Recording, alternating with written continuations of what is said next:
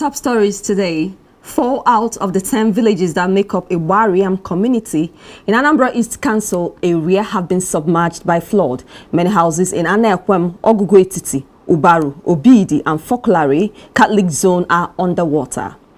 Nigerians spent $609.5 million on foreign education between January and August 2022. And from the foreign scene, reports are coming in of multiple explosions in the Ukrainian capital, Kyiv. At least 2 blasts were heard in central Kyiv shortly after 8:00 local time, that's 6:00 BST. It's a lovely Monday. A lovely day to you and a beautiful welcome to you here on Radio Sapientia 95.3 FM Onitsha. We're also live on TV Sapientia on TSTV channel 360, StarTime channel 260, free to air channel 51.5, East Moplex channel 208. Welcome to the World News at noon with me, Chioma Vicchukwemeka, and now the news in full.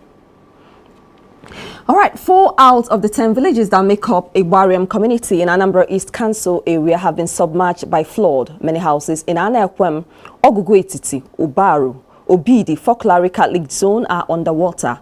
Amanasa Primary School and St. Anthony's Catholic Parish, Iwariam, it was observed that they were totally submerged as residents were seen evacuating their buildings amidst tears and lamentations.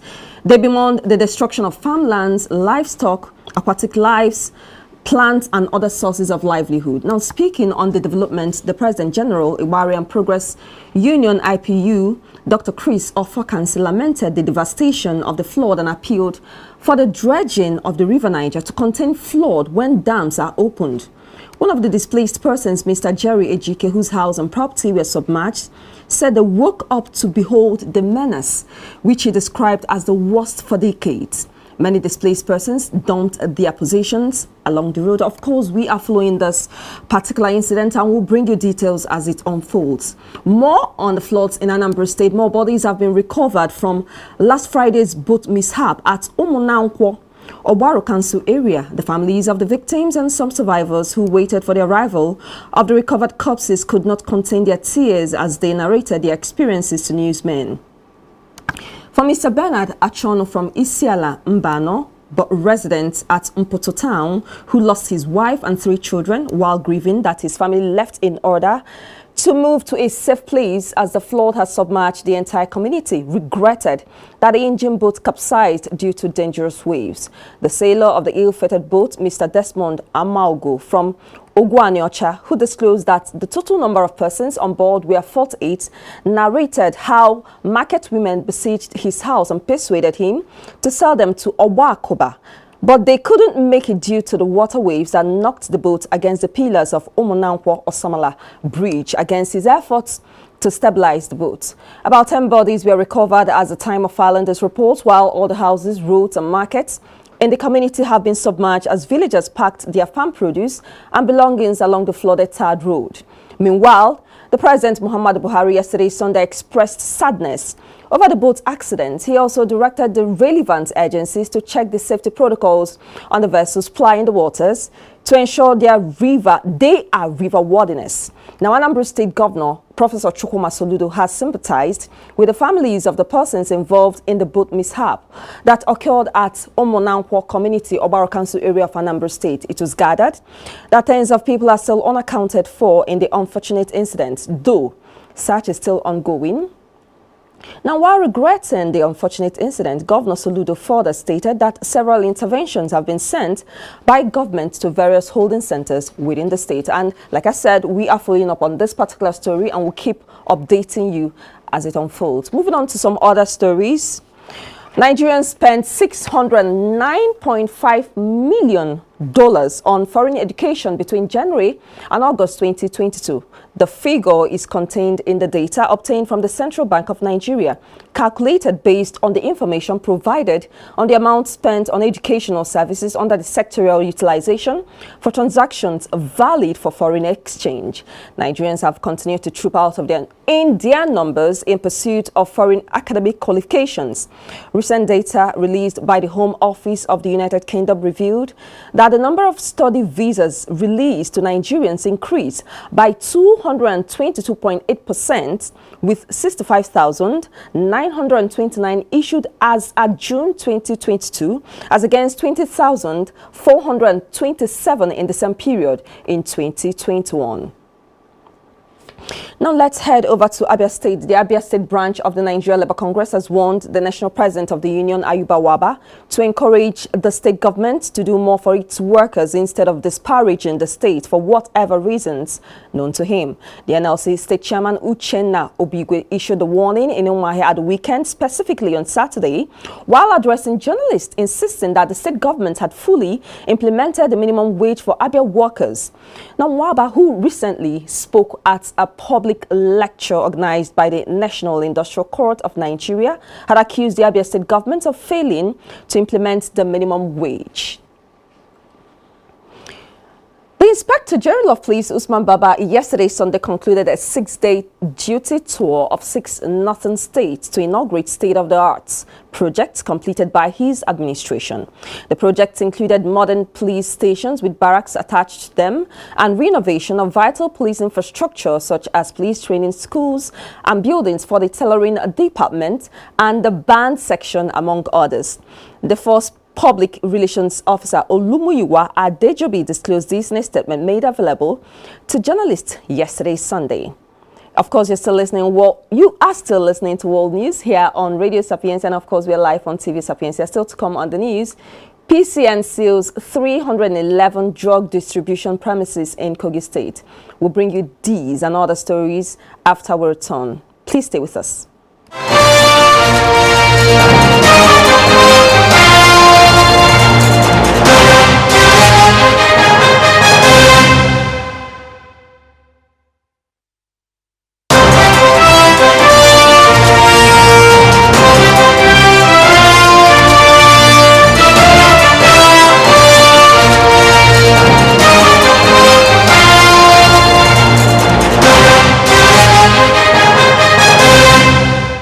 Welcome back to the news, and thank you so much for still staying with us. Now the rest of the bulletin.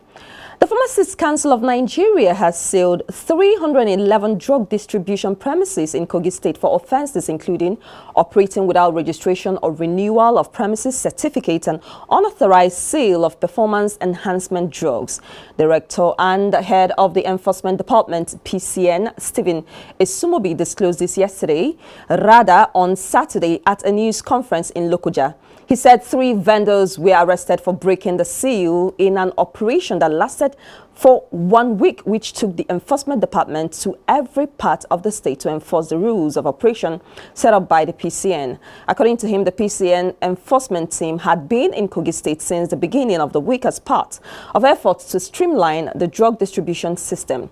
Esmobi said it was observed that so many premises in Kogi State still operated in breach of regulations. We will bring you details as it unfolds. Still in the news, as the battle against insecurity continues, the federal government has earmarked 1.35 trillion naira to prosecute the ongoing anti-insurgency fight in the country.